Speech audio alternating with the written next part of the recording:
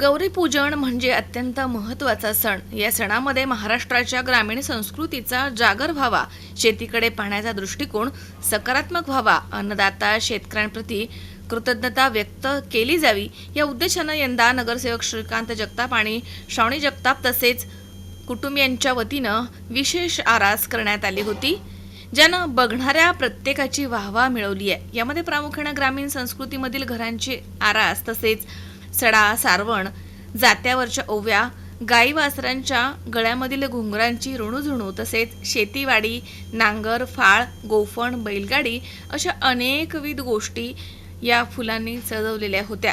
गौरी गणपतीच्या जय जयकारामध्ये अत्यंत मनमोहक असा देखावा त्यांनी तयार केला होता.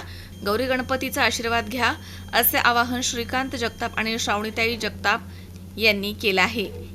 दरम्यान या देखाव्याची आणि महापूजेची काही खास क्षणचित्र आपल्या सर्वांसाठी आपल्या वृत्तवाहिनीनं चित्रित केली आहेत.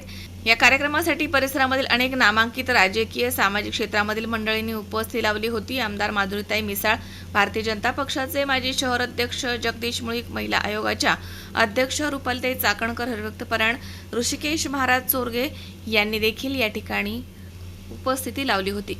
आपली जी महाराष्ट्राची संस्कृती आहे गणपतीची, आपण दरवर्षी विविध सणाने आणि साजरी करतो आणि सर्वजण एकत्र येतो. यावर्षी आपली गौरीची आणि गणपतीची जी सजावट आहे ती ग्रामीण भागाला आपण डोळ्यासमोर ठेवून केलेली आहे, कारण हा पूर्वी ग्रामीण भागातच होता, आज शहरी भागामध्ये त्याचं रूपांतर झालं आहे. पहिल्यापासून इथं आमची शेती, आमचे वाडवडील शेती करत होते, नांगरताना त्यांना पाहिले, पाणी धरताना त्यांना पाहिले, त्यांना कुल्लव चालताना पाहिले, आम्ही त्यांना इथं पेरणी करताना पाहिले, याच शेतातला उगवलेला माल जाऊन मार्केट यार्डला विकतानाही आम्ही पाहिलेत. त्यामुळे या शेतकरी कुटुंबाशी असलेला आमचा एक जो जिव्हाळा आहे, पहिल्यापासून जमिनीशी जो जिव्हाळा आहे, अजूनही आम्ही तो जपलेला आहे. आमच्याकडे आजही नांगर, कुळव, बैलगाडी आणि म्हणजे पेरणीची साधनं, आमची खुरपे, विळे सगळं तसं आहे. आमच्याकडे अजूनही आमच्या गोठ्यामध्ये गायी आहेत, अजूनही आमच्या गोठ्यामध्ये बैलं आहेत. आम्ही आज इथं नसतो शेती करू, इथं आज सगळीकडं जंगल झालेलं आहे, पुरं सिमेंटचे कॉन्क्रीटचं जंगल झालं आहे. पण तीच एक भावना की जे आज पूर्वी आमचं गाव जे सिंहगड रोडला हिंगणे खुर्द म्हणून ओळखलं जायचं, त्याच्या या गावातले आम्ही एक शेतकरी कुटुंब म्हणून असायचो, त्याची एक पूर्ण आम्हाला असं वाटत होतं की एक पुन्हा एकदा त्याचं जुन्या गेलेल्या ज्या आठवणी आहेत त्या ताज्या व्हाव्यात म्हणून ही संकल्पना मांडली. आणि इथे केलेलं प्रत्येक काम हे असं म्हणजे नुसतं करायचं म्हणून नाही, तर जीवाला लावून आम्ही जवळजवळ ह्याच्यासाठी 6 महिने आधी तयारी करत होतो. काय केलं पाहिजे, कसं असलं पाहिजे, कसं दिसलं पाहिजे, इथं काय ठेवता येईल, कुठल्या गोष्टी लोकांना कळतील. इथे आलेल्या आजकालच्या वर्गाला हे माहीत नाही आहे, नांगर कशाला म्हणतात, कुळव कशाला म्हणतात, आपण पेरणी कशाने करतो हे माहीतच नाही आहे, पाभरणी कशाला म्हणतात हे आज माहीत नाही आहे आजच्या पिढीला. हे यातून कळेल, इथं आलं की लक्षात येईल की काय नक्की इथं आहे. की गोफण चालवणारा एखादा मनुष्य इथं उभा आहे, चिमण्यांची घरटी पूर्वी आपल्या इथं जी असते, जशी गोठ्यांदावरती आपण जेव्हा कडबा आणि ह्याच्यात टाकून जे छत तयार करायचो, तशी एखादी झोपडी तयार करून तिथं पितळेची भांडी ठेवून तिथं आपण गौऱ्या बसून विविध प्रकारे त्याचं आपण आज लोकांसमोर मांडलेलं आहे. नक्की लोकांनी इथे यावं, पाहावं अशी आमची इच्छा आहे. दरवेळेस आपल्या इथे कायम आमदार माधुरीताई मिसाळ येतात, आताही त्या येऊन गेल्या. दरवेळेस ते बघतात, वेगवेगळ्या पद्धतीत त्यांचंही काम चाललेलं असतं, पण आमच्यासारख्या छोट्या कार्यकर्त्याला सुद्धा ते एक शब्बासकीची पाठ देण्यासाठी इथे येत असतात. गणपतीचे जे आगमन झालेले आहे त्यासाठी पूजन जे केलेलं आहे, गौरी पूजनमध्ये दरवर्षी आम्ही वेगवेगळ्या प्रकारचे देखावे दाखवत असतो. त्याच्यामध्ये सांस्कृतिक असू दे, पारंपरिक असू दे, तर यावर्षी जो देखावा दाखवलेला आहे तो ग्रामीण भागाचा दाखवलेला आहे की त्याच्यामध्ये कुळव, नांगरणी, त्याच्यानंतर पेरणी, त्याच्यानंतर मका, जे काही जुनी साधनं आहेत की जे लोकांना माहिती नाही आहे आणि आत्ताच्या मुलांना तर त्याहून काहीच माहिती नाही की नक्की खुरपं कशाला म्हणतात किंवा कुळव कशाला म्हणतात हे काहीच माहिती नाही आहे. यातून एकच हेतू होता की मुलांपर्यंत त्या गोष्टी कळल्या पाहिजेल आणि त्या पिढी परंपरागत त्या पुढे रुजू झाल्या पाहिजेल, त्यासाठी आमचे प्रयत्न होते. आणि त्यासाठी आम्ही अगदी म्हणजे बैलगाडी सकट बाकीच्या जे पितळी भांडी आहेत की आपले पूर्वी जे आजी आजोबा वापरत होते ते आम्ही सर्व जपून ठेवलेले होते आणि त्याचा पुढे भांडार या मुलांना खरंच उपयोगी व्हावं यासाठी ही संकल्पना होती आणि ती साध्य झाली अशी वाटते. श्रीकांत जगताप हे आमचे सहकारी आहेत, पुणे महानगरपालिकेचे माजी नगरसेवक आहेत. त्यांनी दरवर्षीप्रमाणे त्यांच्या मंडळामध्ये एक चांगला देखावा, चांगलं डिझाईन सादर केलं आहे लोकांसाठी विविध प्रकारचे त्यांनी उपक्रम आयोजित केलेत.